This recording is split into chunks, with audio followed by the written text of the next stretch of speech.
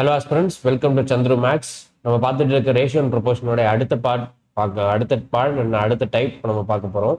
Acid water mixer. So இது வந்து பாப்புலராக அந்த மிக்சர் அண்ட் அலிகேஷன் சொல்லக்கூடிய மிக்சர் அண்ட் அலிகேஷன்றது தனி டாபிக்லாம் கிடையாது. ஸோ அது வந்து ரேஷியோ வச்சும் சம்டைம்ஸ் வந்து ஆவரேஜ் வச்சும் கேட்பாங்க. ஸோ இந்த டெக்னிக் மிக்சர் அண்ட் அலிகேஷன்றது ஒரு டெக்னிக். அது வந்து டெக்னிக் யூஸ் பண்ணி எப்படி சால்வ் பண்ணுறது அப்படின்றத நம்ம பார்க்க போகிறோம். இந்த இடத்துல நம்ம மிக்சர் தான் ஃபோக்கஸ் பண்ண போகிறோம். ஸோ இப்போ இந்த கேள்வி பார்ப்போம். First, in 330 liters solution of acid and water 330 litre அமில மற்றும் நீர் கரைசலில் அமிலம் மற்றும் நீரின் விகிதம் 1:2 ஆகும். ஸோ அப்போ நீர் இருக்கு, ஆசிட் வாட்டர் ஆசிட் வாட்டர். ஓகேவா? ஆசிட் மற்றும் நீரின் விகிதம் என்ன சொல்றாங்க? 1:2. 1:2 தான் இதோட விகிதம். ரைட். இதுல வந்து மொத்தம் 330 லிட்டர் இருக்குன்றாங்க. ஸோ 330 லிட்டர்னா இந்த 1:2 330 லிட்டர் தான் அந்த 1:2 பிரிச்சிருக்கிறாங்க. ஓகேவா?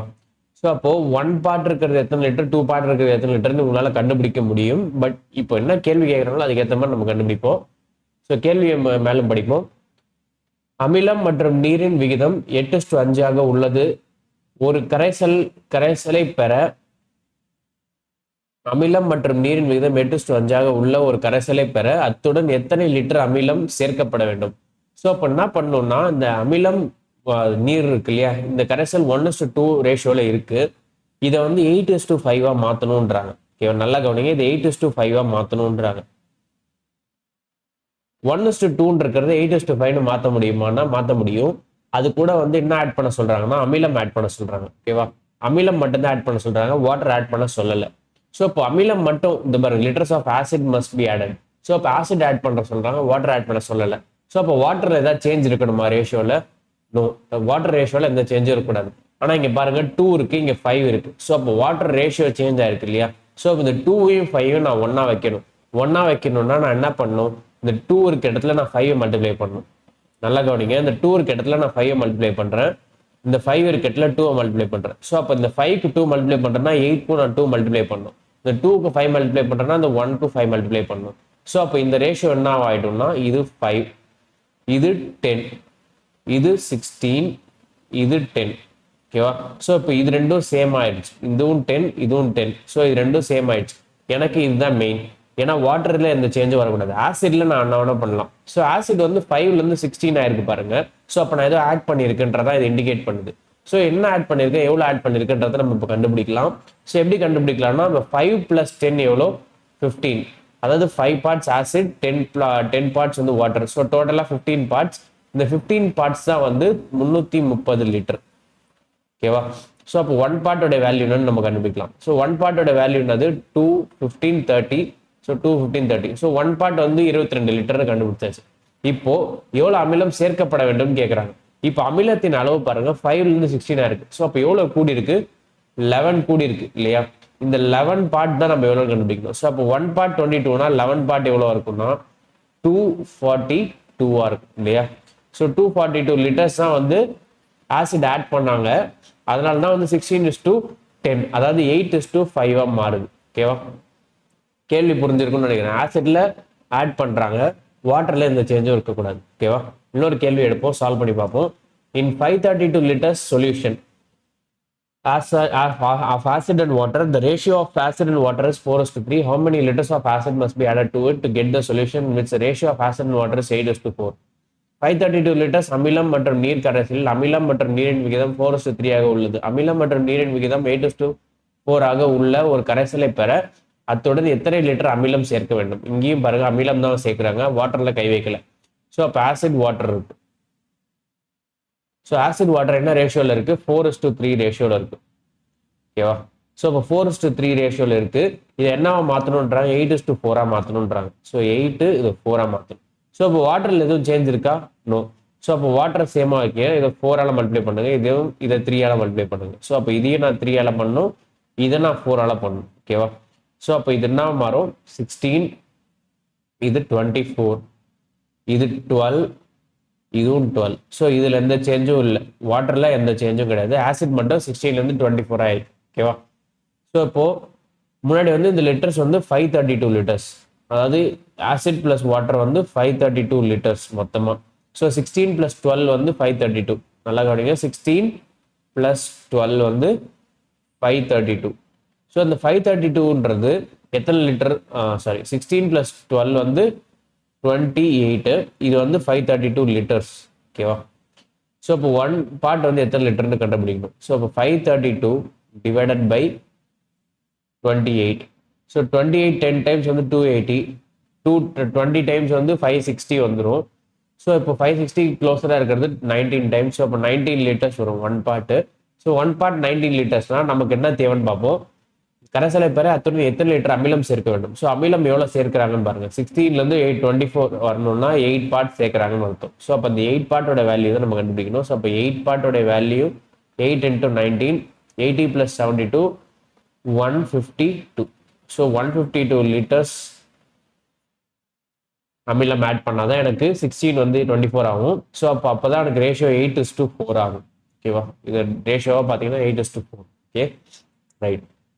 அடுத்த டைப் டோக்கன் மற்றும் கலர், அதாவது குறியீடு மற்றும் வண்ண தொகுதி தொடர். ஸோ இது வந்து செயின் ரேஷியோ மாடல், அதாவது நம்ம முன்னாடி சால்வ் பண்ணோம் இல்லையா, அதே டைப் தான், கொஞ்சம் வித்தியாசமா இருக்கும்.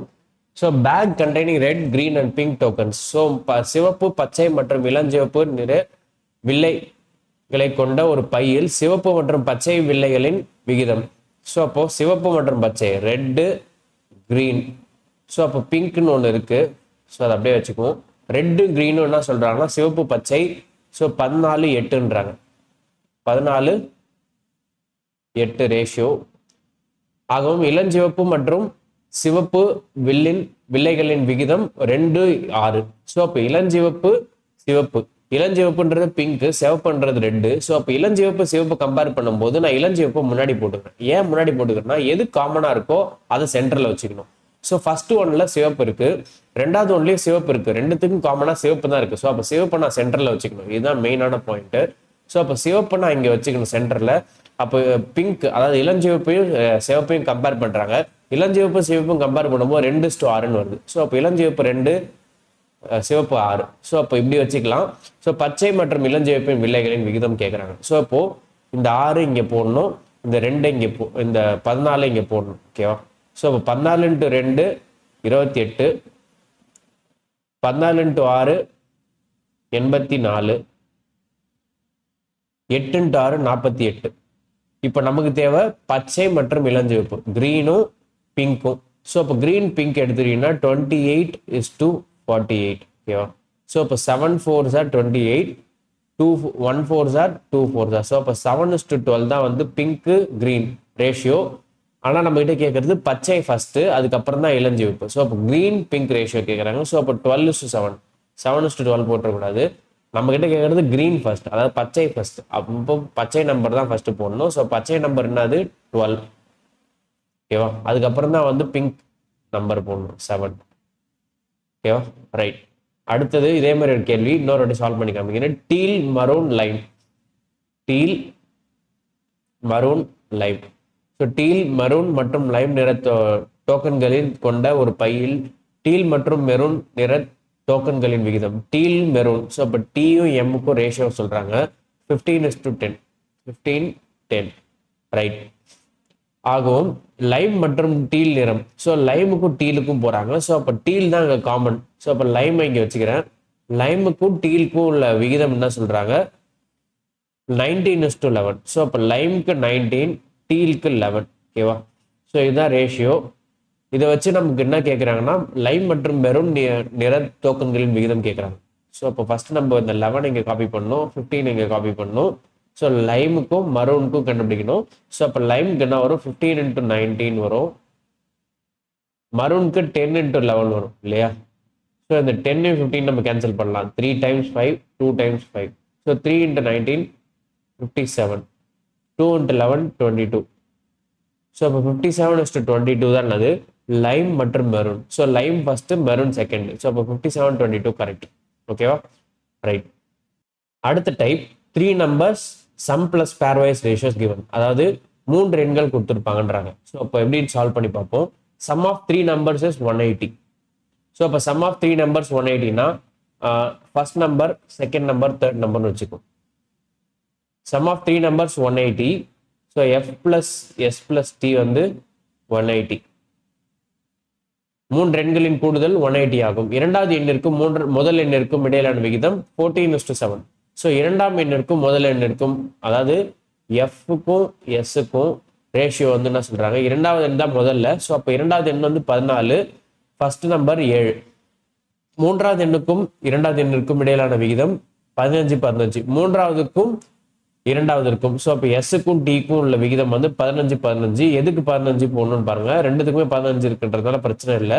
பட் ரெண்டாவது மூன்றாவதுன்னு சொல்லியிருக்காங்கன்னா நீங்க மூன்றாவது ரெண்டாவது போட்டக்கூடாது, அந்த அதுக்கு அந்த நம்பர் தான் போடணும். ஸோ அப்போ 15:15 போட்டாச்சு. So second to third 15:15.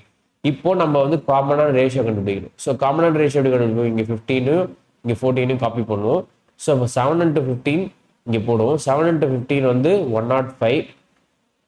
14 into 15 14 into 15 210 இல்லையா? 14 into 15 அகைன் ஒரு 210. ரைட், இங்கே 15 இருக்கிறதுனால இது ரெண்டுத்தையும் நம்ம கேன்சல் பண்ணியிருக்கலாம். ஸோ அப்போ 7 into 14 is to 14, அதாவது 1:2:2 வந்திருக்கும். இது 1 times, இது 2 times, இதுவும் 2 times. ஓகேவா? ஷார்ட்டாக நீங்கள் போகணும்னு நினச்சிங்கன்னா அது 15 மூணுலேயும் காமனாக இருக்குது, கேன்சல் பண்ணிடலாம். 1:2:2. ஓகேவா? ஸோ அப்போ இது 1:2:2 ரேஷியோவில் இருக்குது. First number, second number, third number. இப்போ இதோட டோட்டல் வந்து 1 + 2 + 2, அதாவது 5. இந்த 5 தான் வந்து 180. ஓகேவா? இந்த 5 தான் வந்து 180. ஸோ அப்போ 1 பார்ட்டோட வேல்யூ என்னன்னு பார்த்தீங்கன்னா அது ஃபர்ஸ்ட் நம்பராக இருக்கும். ஸோ 1 பார்ட்டோட value 180/5. 3 5s are 15, 6 5s are 30. So 1 பார்ட்ன்றது ஃபர்ஸ்ட் நம்பர். ஸோ அப்போ ஃபர்ஸ்ட் நம்பரோட வேல்யூ 36. செகண்ட் நம்பர் வந்து 2 பார்ட்ஸ் இல்லையா? ஸோ அப்போ 72 வந்திருக்கும்.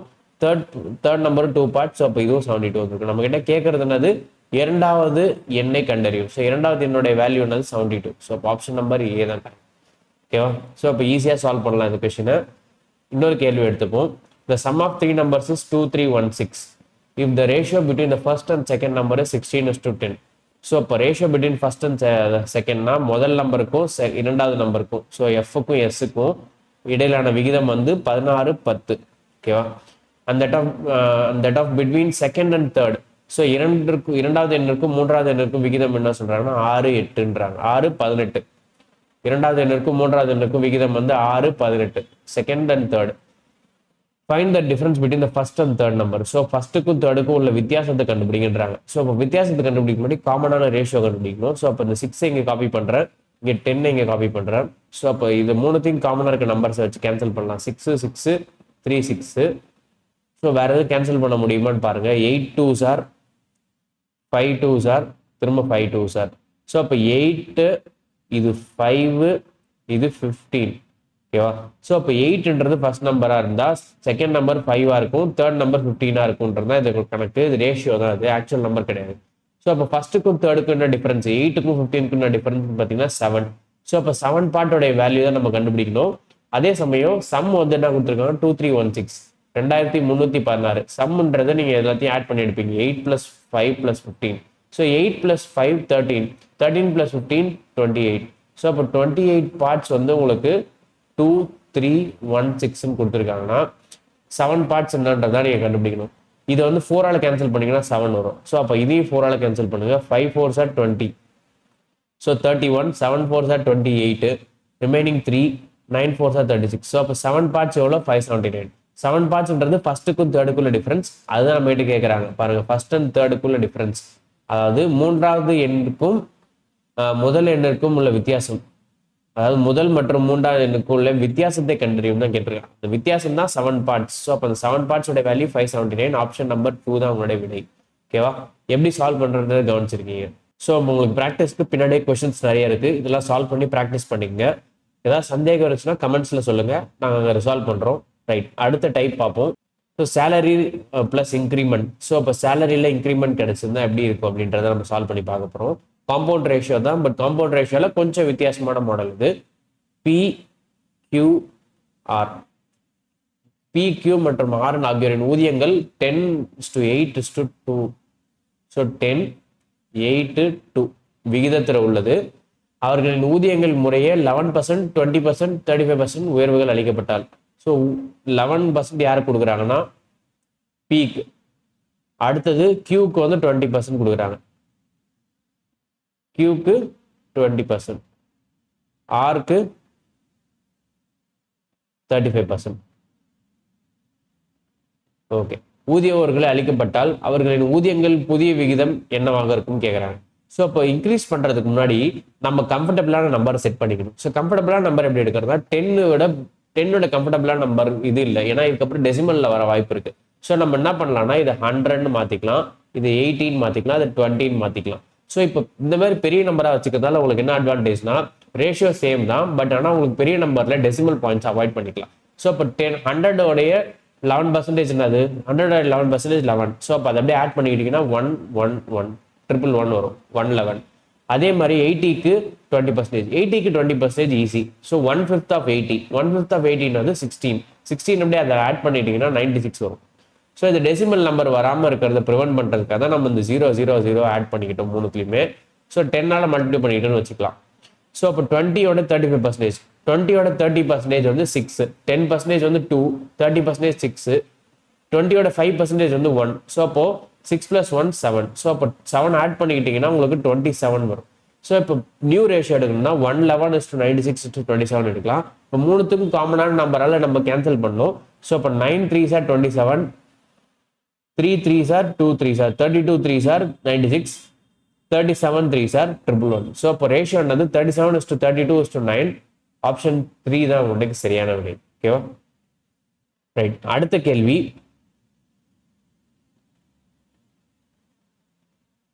ஸோ இதெல்லாம் வந்து கொஞ்சம் கான்செப்டுவலாக இருக்கக்கூடிய கேள்விகள். ஸோ நம்ம இந்த கேள்விகளை விட்டுறாம ஒன்னொன்னுத்தையும் எப்படி சால்வ் பண்றதுன்னு பார்ப்போம். So number is divided into 2 parts such that one part is 10 more than the other. அதாவது ஒரு எண்ணை 2 பகுதிகளாக பிரிக்கிறாங்க. இதுல ஒரு பகுதி வந்து மற்ற பகுதியை விட 10 அதிகம்னு போட்டிருக்காங்க. ஸோ அப்போ என்ற ஒரு நம்பரை 2ஆ பிரிக்கிறாங்க. ஓகேவா? என்ற ஒரு நம்பரை என்னவா பிரிக்க முடியும்னா n1 n2ன்னு பிரிக்கலாம்னு வச்சுக்கோங்க. n1 n2ன்னு. இப்போ ஒரு நம்பரோட இன்னொரு நம்பர் 10 ஜாஸ்தியா இருக்குன்னா n2 வந்து n1 + 10ன்னு வச்சுக்கலாமா? ஸோ n2ன்ற ஒரு நம்பர் இல்லை, n1ன்ற ஒரு நம்பரோட 10 ஜாஸ்தி தான் n2. ஓகேவா? இப்படி வச்சுக்கலாம். ரைட். அடுத்த ஸ்டேட்மெண்ட் பாருங்க, அந்த இரண்டு பகுதிகளும் 5:3 என்ற விகிதத்தில் உள்ளன. ஸோ இப்போ எது 5 எது 3 இருக்கும்னு நீங்க யோசிப்பாகணும். இப்போ n1ன்றது ஒரு நம்பர், n1 + 10ன்றது அதோட பெரிய நம்பர். ஸோ அப்போ அந்த பெரிய நம்பருக்கு தான் நம்ம 5 போடணும், சின்ன நம்பருக்கு 3 போடணுன்றது லாஜிக்கலான ஒரு விஷயம். ஸோ அப்போ இதை கண்டுபிடிச்சிட்டாலே போதும். இப்போ n1 3 இருந்துச்சுன்னா n1 + 10 வந்து 5ஆக தான் இருக்கணும், ஏன்னா பெரிய நம்பர் 5ஆக இருக்கணும். ரைட். இந்த விதத்தில் இருந்தால் அந்த எண்ணின் 2 பகுதிகளையும் கண்டறியும். ஸோ இப்போ 2 பகுதியிலும் கண்டறியும்னு சொல்றாங்க. என்ன உங்களுக்கு கொடுத்துருக்காங்கன்னா n1 + 10 வந்து 5, n1 3. ஸோ இது ரெண்டுத்துக்கும் உள்ள வித்தியாசம் என்னதுன்னு பாருங்க. 3க்கும் 5க்கும் உள்ள வித்தியாசம் என்னது 2. இந்த 2 பார்ட்ஸ் வந்து எவ்வளவா இருக்கும்னா இந்த எக்ஸ்ட்ராவா இருக்கிற இந்த 10. ஓகேவா? n1 3னா இங்கேயும் 3 இருக்கு, 3 கூட ஏதோ நாடா இருக்கு இல்லையா 10. ஸோ அப்போ இந்த 10 எப்படி வந்திருக்கும்னா இந்த 2 பார்ட்ஸ்னால தான். ஸோ அப்போ இந்த 2 பார்ட்ஸ் தான் இந்த 10ன்றப்போ 1 பார்ட்டோட வேல்யூ என்னன்னு பார்த்தீங்கன்னா 5ஆ இருக்கு. ஓகேவா? 1 பார்ட்டோட வேல்யூ என்னவா இருக்கும்? 5ஆ இருக்கும். ஸோ அப்போ 3 பார்ட் உள்ள n1 உடைய வேல்யூ என்னது 15, n1 + 10 உடைய வேல்யூ என்னது 25. ஓகேவா? ஸோ அப்போ அந்த numbers are 25 and 15. So option 1 தான் சரியான விடை. ஸோ சிம்பிளான கேள்வி, கொஞ்சம் யோசிச்சிங்கனாலே உங்களுக்கு ஆன்சர் வந்துடும். இது ரொம்ப கான்செப்ட்லாம் இல்லை, ரொம்ப மேலோட்டமான ஒரு கேள்வி தான். அடுத்த கேள்வி, a person's income and expenditure are in the ratio 9:5. அதாவது ஒருவன் வருமானம் செலவு ஆகியவை என்ன ரேஷியோல இருக்குன்றாங்க, என்ன விகிதத்தில் இருக்குன்றாங்க. வருமானம்னா இன்கம், எக்ஸ்பெண்டிச்சர் இ. இவங்க 2 பேரோட ஒருத்தரோட வருமானம் செலவு வந்து 9:5ன்றாங்க. Income, expenditure, savings. ஸோ வருமானம் 9, எக்ஸ்பெண்டிச்சர் செலவு 5 அப்படின்னா சேவிங்ஸ் ஆட்டோமேட்டிக்காக உங்களுக்கு இன்கம்லேருந்து சப்ராக்ட் பண்ணிக்கணும் 5. ஸோ அப்போ 4 பார்ட்ஸ்னு வச்சுக்கோ. ரைட். அவரது வருமானம் 60% அதிகரிக்கிறது. ஸோ அப்போ வருமானத்தை 60% அதிகரிக்கிறதுன்றாங்க. தென் செலவு 10% குறைகிறது. ஸோ அப்போ செலவு 10% குறையுது, வருமானம் 60% ஏறுது. ஓகேவா? ரைட். அவரது ஆரம்ப கால செலவு 15,500 இருந்தால் அவரது இறுதி சேமிப்பு எவ்வளவாக இருக்கும்னு கேட்குறாங்க. ஸோ அப்போ ஃபர்ஸ்ட் நம்ம ஆரம்ப காலத்து செலவையும் இறுதி காலத்து சேமிப்பையும் கம்பேர் பண்ணி கண்டுபிடிக்கணும். ஸோ அப்போ ஃபர்ஸ்ட் அதுக்கு முன்னாடி நம்ம எவ்வளோ இன்க்ரீஸ் ஆயிருக்குன்றதை கண்டுபிடிக்கணும். ஸோ எவ்வளோ இன்க்ரீஸ் ஆயிருக்குன்னு கண்டுபிடிக்கிறதுக்கு முன்னாடி நான் என்ன பண்ணிக்கிறேன்னா இது 90, இதை 50, இதை 40ன்னு வச்சுக்கிறேன். ஏன்னா ரேஷியோவில் தான் இருக்குது. டெசிமல் அவாய்ட் பண்ணிட்டு எல்லாத்தையும் நான் 10ஆல் மல்டிப்ளை பண்ணிக்கிறேன். ஸோ அப்போ 10ஆல் மல்டிப்ளை பண்ணிட்டேன்னா 90, 50, 40 ஆகிடும். ஸோ 90லேருந்து 60%, 90யோட 60% வந்து 54. ஸோ இப்போ 54 இதில் ஆட் பண்ணிட்டீங்கன்னா உங்களுக்கு 144 வந்துடும். ஸோ டெசிமல் அவாய்ட் பண்ணிட்டோம். நெக்ஸ்ட் 10% எவ்வளோ? 50யோட 10% 5. 5 குறைச்சிங்கன்னா உங்களுக்கு என்ன வரும்? 45 வரும். ஸோ இப்போ 144 இன்கம், நியூ எக்ஸ்பெண்டிச்சர் 45 அப்படின்னா இது ரெண்டுத்தையும் சப்ட்ராக்ட் பண்ணினா உங்களுக்கு என்ன வரும்? 99 வரும் இல்லையா? ஸோ அப்போ நியூ சேவிங்ஸ் எவ்வளோ? 99. ஓல்டு சேவிங்ஸ் எவ்வளோ? 40. ஸோ அப்போ 40லேருந்து சேவிங்ஸ் 99 இருக்கு. ஓகே, இப்போ நம்ம 50 எடுத்துக்கணும். ஏன்னா ஓல்டு எக்ஸ்பெண்டிச்சர்னா சொல்றாங்க எவ்வளோன்னு சொல்றாங்க? 15,500ன்னு சொல்றாங்க. முன்னாடி செலவு செஞ்சுட்டு இருந்தது 15,500. ஸோ அப்போ இதை வச்சு நம்ம வந்து ஒரு பார்ட்டோட வேல்யூ கண்டுபிடிக்கலாம். ஸோ இப்போ ஒரு பார்ட்டோட வேல்யூ என்னவா இருக்கும்னா, ஒரு பார்ட்டோட வேல்யூ 15,500 டிவைடட் பை 50 இருக்கு, டிவைடட் பை 50. ஸோ 0, 0 கட் பண்ணிக்கலாம். 15,310. ஸோ இப்போ ஒரு பார்ட்டோட வேல்யூ எவ்வளோ? 310. ஸோ நமக்கு தேவை நியூ சேவிங்ஸ். நியூ சேவிங்ஸ் எவ்வளோ? 99 பார்ட்ஸ். ஸோ அப்போ 99 × 310 என்னவா இருக்குன்றதான் ஒரு கேள்வியாக கேட்குறாங்க. ஸோ 99 × 310 கண்டுபிடிக்கலாம். ஸோ 9 × 1 வந்து 9. ஸோ அப்போ லாஸ்ட் 2 டிஜிட்ஸ் வந்து 90 தான் இருக்கும். ஸோ 90 லாஸ்ட் 2 டிஜிட்ஸாக இருக்கிற ஆப்ஷன் 1 கிடையாது, 2 கிடையாது, 3 இருக்கும், 4 கிடையாது. ஸோ அப்போ ஆன்சர் வந்து உங்களுக்கு ஆப்வியஸாக 3 தான் இல்லையா? லாஸ்ட் 2 டிஜிட் செக் பண்ணுங்க. லாஸ்ட் டிஜிட் ஆப்வியஸாக 0 இருக்கும். 310ல் ஒரு 0 இருக்கு. தென் அதுக்கப்புறம் இருக்க டிஜிட் 9 × 1 9. ஸோ மற்ற டிஜிட்ஸ்லாம் நீங்கள் அப்புறமா மல்டிப்ளை பண்ணி செக் பண்ணிக்கலாம். பட் இருந்தாலும் இதுதான் உங்களோட ஆன்சராக வரும். சிம்பிள். இன்கம் இன்க்ரீஸ் பண்ணுங்க, எக்ஸ்பெண்டிச்சரை குறைங்க. அதே மாதிரி சேவிங்ஸ் 90 - 50 40. அதே மாதிரி 144 - 45 99. ஸோ எப்படி எக்ஸ்பெண்டிச்சர் சேவிங்ஸையும் எக்ஸ்பெண்டிச்சர் இன்கமையும் சப்ட்ராக்ட் பண்ணினா உங்களுக்கு சேவிங்ஸ், அதாவது எக்ஸ்பெண்டிச்சர் ப்ளஸ் சேவிங்ஸாக உங்களுக்கு இன்கம். ஓகேவா? இந்த ஃபார்முலாவை மறந்துடாதீங்க. ரைட். அடுத்த கேள்வி, அஜய் மற்றும் ஷானு ஆகியோரின் மொத்தம் 1050 உள்ளது. அஜயிடமிருந்து 350 எடுத்துக்கொண்டால் அவரிடம் ஷானுவும் முதலில் இருந்த அதே தொகை இருக்கும். அஜய் மற்றும் ஷானுவின் இருந்த தொகைகளின் ஆரம்ப விகிதத்தை கண்டறிவோம். ஸோ சிம்பிளான கேள்விதான். அஜய் மற்றும் ஷானு இவங்க 2 பேர்ட்டையும் சேர்த்தீங்கன்னா எவ்வளோ இருக்குன்றாங்க? 1050 இருக்குன்றாங்க. ஓகேவா? இப்போ அஜய் கிட்ட இருந்து 350 எடுத்துடுறாங்க. ஸோ அஜய் கிட்ட இருந்து 350 எடுத்துட்டீங்கன்னா இதுவும் ஷானுடம் இருந்ததும் சேம்ன்றாங்க. பாருங்க, 350 is taken from Ajay. You will have the same amount that Shanu had initially. So அப்போ A - 350ன்றதா எஸ்ன்றாங்க. ஸோ அப்போ இதை எடுத்துட்டு போய் இதிலே நீங்கள் போடலாம். ஸோ அப்போ எஸ்ஸுக்கு பதிலாக நீங்கள் என்ன போடலாம்னா A - 350 போடலாம். ஸோ அப்போ A + A - 350 = 1050. ஸோ அப்போ 2A = இந்த -350 அந்த சைடு போச்சுன்னா 1400 ஆகிடும், ப்ளஸ் 350 ஆகிடும். ஸோ 1400. ஸோ அப்போ ஏன் மதிப்பு 700. ஸோ ஏவோட மதிப்பு 700னா எஸ்ஸோட மதிப்பு என்னவா இருக்கும்? இந்த எத்தனை இல்லை சப்ராக்ட் பண்ணுங்க. இது எடுத்துகிட்டு போய் இல்லை போட்டிங்கன்னா 1050 சப்ராக்ட் பண்ணிங்கன்னா உங்களுக்கு 350 வரும். ஓகேவா? ஸோ அப்போ அஜய் கிட்ட இருக்கிறது 700, ஷானு கிட்ட இருக்கிறது 350.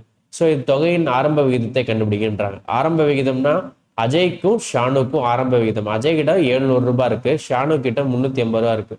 ஸோ இதோட விகிதம் என்னவா இருக்கும்னா 2:1 இருக்கு. ஸோ அப்போ ஆப்ஷன் 2 தான் சரியான விடை. ஓகேவா? ஸோ விகிதம் கேட்குறாங்க, ஆக்சுவல் நம்பர் கேட்கல இந்த இடத்துல. ஓகேவா? ரைட். அடுத்த கேள்வி, compare P and Q. So Pயும் Qயும் கம்பேர் பண்ண சொல்றாங்க, ஒப்பிட சொல்றாங்க. ஸோ Pயோட ரேஷியோ என்ன இருக்குன்னா 5/2 இருக்கு. Qயோட ரேஷியோ என்ன இருக்குன்னு பாருங்க, 3/7 இருக்கு. யூஸ்வலாக வந்து இந்த டிவைட் பண்ணி கண்டுபிடிப்பாங்க. ஸோ டிவைட் பண்ணுமான்னு கேட்டால் இல்லை, அந்த அவசியமே இல்லை. கிராஸ் மல்டிப்ளை பண்ணுங்க. 5 7 3 2. So 5 7s are 35. அதை வந்து P கிட்ட போடணும். 3 2s are 6. 6ன்றது Q கிட்ட போடணும். ஸோ இப்போ இதில் எது பெருசுன்னு பாருங்க, P தான் ஆப்வியஸாக பெருசு. ஏன்னா P தான் வந்து 35 வேல்யூ இருக்கு, Qக்கு நேராக வந்து 6 வேல்யூ இருக்கு. ஓகேவா? இது ஆக்சுவல் வேல்யூ கிடையாது, இது ஜஸ்ட் கம்பேரிசனுக்காக எடுத்திருக்கோம். ஸோ ஏன்னா கம்பேர் பண்ண சொல்றாங்கன்றதுக்காக இது குயிக்காக கம்பேர் பண்ணுறதுக்கான ஒரு மெத்தட். ஸோ இப்போ 5 7 கிராஸ் மல்டிப்ளை பண்ணுறோம், 2 3 கிராஸ் மல்டிப்ளை பண்ணுறோம், 6 வருது, 35 வருது. ஆப்வியஸாக 35 தான் பெரிய நம்பர். ஸோ இப்போ P is greater than Q தான் உங்களோட விடையா இருக்கு. ஓகேவா? குயிக்காக கம்பேரிசன் பண்ணுறதுக்கு ஒரு டெக்னிக் இது. ரைட். அடுத்தது பார்ப்போம். If 66% of first number is equal to 3/5 of the second number. So 66%னா 66/100 இல்லையா? ஒரு முதல் எண்ணின் 66%. ஸோ முதல் எண்ணின் 66% இருக்கும், 66/100 இன்ட்டு முதல் எண் F = இரண்டாவது எண்ணின் 5/3 ஸோ 5/3 3/5 ஆஃப் இரண்டாம் நம்பர் எஸ்.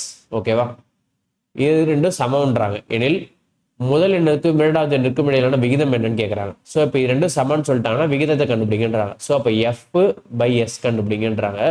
ஸோ F/S கண்டுபிடிக்கணும்னா 3/5 அப்படியே வச்சுங்க. இந்த 66/100 அந்த சைடு கொண்டு வாங்க. ஸோ அப்போ 100/66 வரும் இல்லையா. ஸோ அப்போ இந்த 366 நீங்கள் 22, இது வந்து 11 2s ஆர், இது 52 சார். ஸோ இது 50, இது 10. ஸோ அப்போ 10/11 தான் வந்து முதல் எண்ணுக்கும் இரண்டாவது எண்ணுக்கும் உள்ள விகிதம் 10:11. ஓகேவா, சிம்பிள் கேள்வி தான். கேள்வியை வந்து புரிஞ்சுக்கிறதுக்கு முன்னாடி இது வந்து பர்சன்டேஜ் எப்படி புரிஞ்சுக்கணும், ஃப்ராக்ஷன் எப்படி புரிஞ்சுக்கணும்னு பாருங்க. 3/5 of second number, 3/5 into second number, 66%, 66/100 of first number F. So இப்படி நீங்கள் எழுதிட்டீங்கனாலே போதும், கிளியராக உங்களுக்கு ஐடியா கிடைச்சிடும். ரைட், அடுத்த கேள்வி. Raghu's ratio of income to expenditure is 2:1. So இப்போ இன்கம் எக்ஸ்பெண்டிச்சர், ரகுவோட இன்கம் எக்ஸ்பெண்டிச்சர் ரேஷியோன்னு சொல்கிறாங்க 2:1. ஓகேவா, his income increased by 30%. Sure.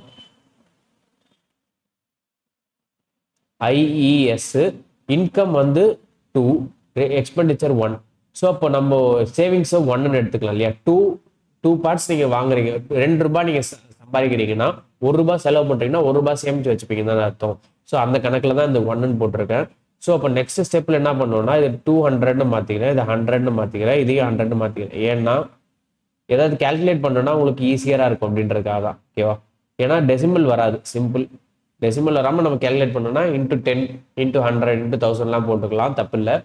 Is income increased by 30%. So அப்போ இன்கம் வந்து ஃபஸ்ட்டு 30% உயர்த்துறாங்க. ஓகேவா, then expenditure decreased by 10%. So அப்போ எக்ஸ்பெண்டிச்சர் செலவை வந்து 10% குறைக்கிறாங்க. Right, if the initial expenditure was 35,000, find this final saving. So இந்த மாதிரி கேள்வி நம்ம முன்னாடியே சால்வ் பண்ணோம், பட் இருந்தாலும் நான் ஆல்ரெடி திரும்ப உங்களுக்காக பண்ணுறேன். ஸோ அப்போ 200லேருந்து 30%, 200 30% வந்து 60. ஸோ அப்போ 60 நீங்கள் ஆட் பண்ணிட்டீங்கன்னா 260 வந்துடும். தென் எக்ஸ்பெண்டிச்சர் 100, 100லேருந்து 10% குறைச்சிங்கன்னா 90. ஓகேவா, ஸோ அப்போ 260 90, சேவிங்ஸ் வந்து 100 இருக்கு, என்னவா மாறும்னு கேட்குறாங்க. ஸோ 260ல் 90 போயிடுச்சு அப்படின்னா உங்களுக்கு என்ன வரும்னு பாருங்க. 260ல் 90 போயிடுச்சுன்னா உங்களுக்கு 170 வரும் இல்லையா. ஸோ அப்போ ₹170 சேவ் பண்ணுறாங்க. 260ல் ₹90 செலவு பண்ணிட்டு மிச்சம் இருக்க ₹170 சேவ் பண்ணுறாங்க. இப்போ எக்ஸ்பெண்டிச்சர், ஏர்லியர் எக்ஸ்பெண்டிச்சர், முன்னாடி செலவு பண்ணிட்டு இருந்தது 35,000 சொல்றாங்க. முன்னாடி செலவு வந்து 35,000, அதாவது 100 பங்கு இருந்தது 35,000ன்னு சொல்றாங்க. ஸோ அப்போ ஒரு பங்கின் விலை எவ்வளோ, ஒரு பங்கின் விலை வந்து 350. ரைட், இப்போ நம்ம கேட்கறது இறுதி சேமிப்பை கண்டறிவோம். ஸோ இறுதி சேமிப்புனா ஃபைனல் சேவிங்ஸ். ஸோ இதுதான் ஃபைனல் சேவிங்ஸ், 170ன்றதான் ஃபைனல் சேவிங்ஸ். ஸோ அப்போ 170 வேல்யூ கண்டுபிடிக்கணும்னா 170 × 350. ஸோ இப்போ இந்த 170 350 2 0 இருக்கு. ஸோ இப்போ 7 5s are 35. ஸோ அப்போ 500ல முடியுது தான் நம்மளோட ஆன்சரா இருக்கும். 500ல முடியுதா, எல்லாமே 500ல தான் முடியுது. ஸோ அப்போ மல்டிப்ளை பண்ணிடுவோம், 35 × 17. So 5 7s are 35, 2 3 7 21 24 5 3. ஸோ அப்போ 5 9 5 0 0. ஸோ அப்போ 59 500 தான் உங்களுடைய விடை. ஆப்ஷன் நம்பர் 2 தான். ஓகேவா, ரைட். அடுத்த கேள்வி, the difference between two numbers is 92. So இரண்டு நம்பருக்கான வித்தியாசம் 92ன்றாங்க. ஸோ அப்போ எக்ஸ்ன்னு ஒரு நம்பர் இருக்கு, ஒய்னு ஒரு நம்பர் இருக்கு. இந்த ரெண்டு நம்பருக்கும் உள்ள வித்தியாசம் x - y வந்து 92ன்னு வச்சுக்கோ. The ratio of two numbers is 7:3. So ரெண்டு நம்பருக்கு உள்ள ரேஷியோ விகிதம் என்ன சொல்றாங்க, 7:3. ஸோ அப்போ எக்ஸ்ன்றது ரெண்டு நம்பர் வந்து 7, ஒரு நம்பர் வந்து 3. இது ரெண்டுத்துக்குள்ள வித்தியாசம் என்னன்னு பார்த்தீங்கன்னா 4 பார்ட்ஸ். ஓகேவா, 7 ஒரு நம்பர், 3 ஒரு நம்பர்னா அதுக்குள்ள இருக்க வித்தியாசம் என்னது 4. அந்த 4 தான் இவங்க சொல்ற 92. ஓகேவா, ஏன்னா அதுக்குள்ள இருக்க வித்தியாசம் தான் என்ன சொல்றாங்க, ஆக்சுவலா 92ன்னு சொல்றாங்க. ஸோ அப்போ ஒரு பங்கின் விலை என்ன, ஒரு பங்கின் வேல்யூ என்ன. ஸோ ஒரு பங்கின் வேல்யூ 2 3. ஸோ 23 தான் ஒரு பங்கின் வேல்யூ. இப்போ இதுல ஸ்மாலர் ஆஃப் 2 நம்பர்ஸ் நம்ம ஈஸியாக கண்டுபிடிக்கலாம். ஸ்மாலர் ஆஃப் 2 நம்பர்ஸ்னா இரண்டு எண்களின் சிறிய எண் எதுவாக இருக்கும்னா 3 தான் இருக்கும் இல்லையா. ஸோ அப்போ 3 × 23 என்ன வரும்னு பாருங்க, 69. ஸோ அப்போ 69 தான் என்னது ஸ்மாலர் நம்பர். பெரிய எண் கேட்டாங்கன்னா 7 × 23. ஓகேவா, சிம்பிள் கேள்வி தான். ரைட், அடுத்த கேள்வி, the ratio of income to expenditure of a person is 8:5. So income expenditure savings, income expenditure ratio வந்து 8:5. ஓகேவா, இன்கம் எக்ஸ்பெண்டிச்சர் வந்து என்னது 8:5. இப்போ சேவிங்ஸ் என்னவா இருக்கும் நீங்களே யோசிக்கலாம். இப்போ 8 ரூபாய் வாங்குறீங்க சம்பளம், 5 ரூபாய் செலவு பண்ணிட்டீங்கன்னா 3 ரூபாய் சேமிச்சிருப்பீங்க இல்லையா? அவ்வளோதான். What percentage of is income is saving? So என்ன வருமானத்தில் சேமிப்பின் சதவீதம் என்னன்னு கேட்குறாங்க. சேமிப்பு எவ்வளோ? 3. மொத்த வருமானம் 8. ஸோ அப்போ 3 மேலே போடுங்க, 8 கீழே போடுங்க. நீங்கள் எக்ஸாமில் வாங்குற மார்க் மாதிரி தான். நீங்கள் எவ்வளோ மார்க் வாங்கியிருக்கீங்களோ அதை மேலே போடுவீங்க, எவ்வளோ மார்க்குக்கு எக்ஸாமோ அது கீழே போடுவீங்க இல்லையா? அதே மாதிரி தான் இது. ஸோ 3 ரூபாய் நீங்கள் சேமிக்கிறீங்க எவ்ரி 8 rupees. ஸோ அப்போ 3/8 into 100 தான் உங்களுடைய ஆன்சர். ஸோ அப்போ 3/8, 1/8ன்றது 12.5, 3/8ன்றது 37.5. ஸோ அப்போ 37.5% தான் உங்களுடைய விடை. ரைட். அடுத்த கேள்வி, ratio of Ratnesh monthly income to expenditure is 12:7. So இப்போ ரத்னேஷோடைய இன்கம் எக்ஸ்பெண்டிச்சர் சொல்றாங்க. So ரத்னேஷோடைய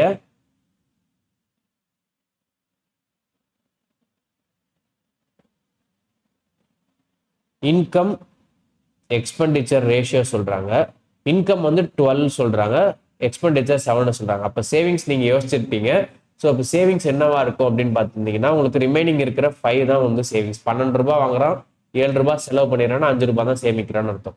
is income is increased by 40%. So இப்போ இது வந்து நம்ம 120, 70, 15 மாற்றிக்கலாமா? ஏன்னா இது 40% இன்க்ரீஸ் பண்ண சொல்கிறாங்க. ஸோ அப்போயே தெரிஞ்சிருச்சு ஏதோ நம்ம இன்க்ரீஸ் பண்ண போகிறோம், டெசிமல் வரப்போகுதுன்னு. ஸோ அப்போ 40% வர்றதுக்கு முன்னாடி 120, 70, 15 எடுத்துக்கலாம், எந்த தப்பும் இல்லை, அதே ரேஷியோ தான். So expenditure is increase by 50%. So எக்ஸ்பெண்டிச்சர்னா செலவையும் நம்ம 50% ஏற்றிக்கணும். Then new ratio of income to எக்ஸ்பெண்டிச்சர்னு கேட்குறாங்க.